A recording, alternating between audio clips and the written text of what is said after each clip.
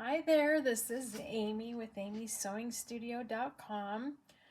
I was just working on a little project today with some fabric scraps and wanted to do this video for you to give you an idea of what you can do with your fabric scraps.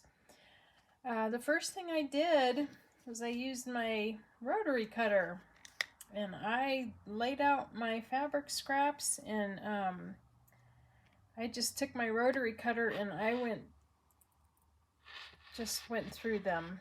I'm not going to do this all now because it wiggles my camera, but you get the idea. And I just went through like crazy. I turned directions and then I mixed the fabric up a little bit and went through it again until I got to the size pieces that I'd like for my project.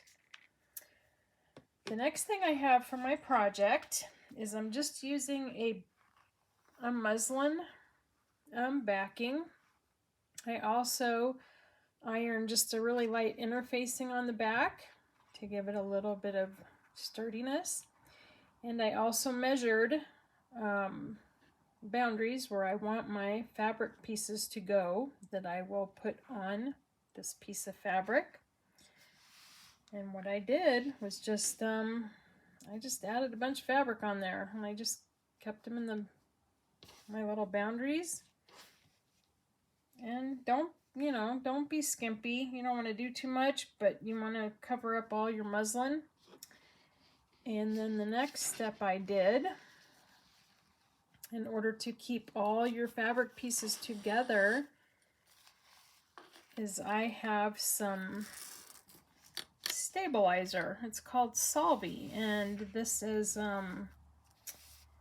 you rinse it out in water when you're done using it, but I cut a piece of stabilizer and stuck it all over the tops of my fabric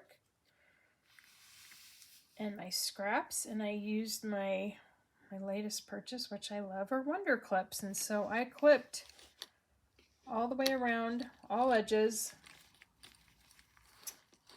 and you can see the last one, the last side I left, so you can see I just clip them on there, and I'll clip them all the way around. And then what I'll do is I took this piece to the sewing machine and I used my straight line there, and that was the guide that I used, and I just stitched a straight line all the way around just to keep the fabric in here.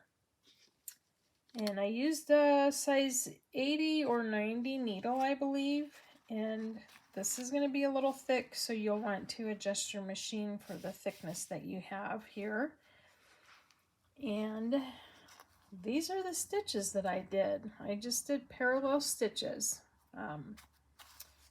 What I did is I just went down one way, I turned, made a right corner, and I stitched maybe 2 or 3 stitches at most between each row. I turned it and went back down, and so on and so forth. So I did 2 different directions. You could also do just free motion quilting with this if you want to. Just make sure you get a lot of stitches in because you want to hold all these tiny pieces together. And when you've got all this stitched together, that's when you'll take this to your sink and just use some warm water, and all of this will dissolve. You'll see it dissolve. I mean, this is made of a type of glue that just dissolves. And when you're rinsing it out, you will see a few flakes of fabric come off. That's okay. And here is my finished work. You can still see my stitching.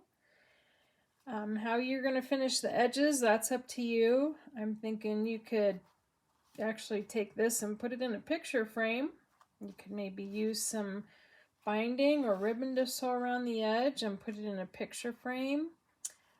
My other suggestion is to use some heat and bond and add it to the back of your project, and then maybe add this onto a postcard, and you could use it as a postcard. Or you could just finish the edges and add a piece of ribbon trim and hang it up on the wall as is.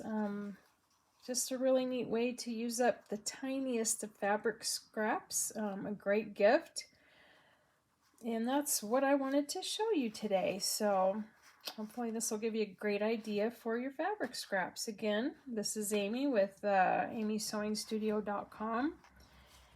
I've also just started an Etsy shop making accessories with batik fabrics. I will leave that link in the description, as well as my website, which is for beginner sewing. Thanks for watching, and we'll see you soon. Bye.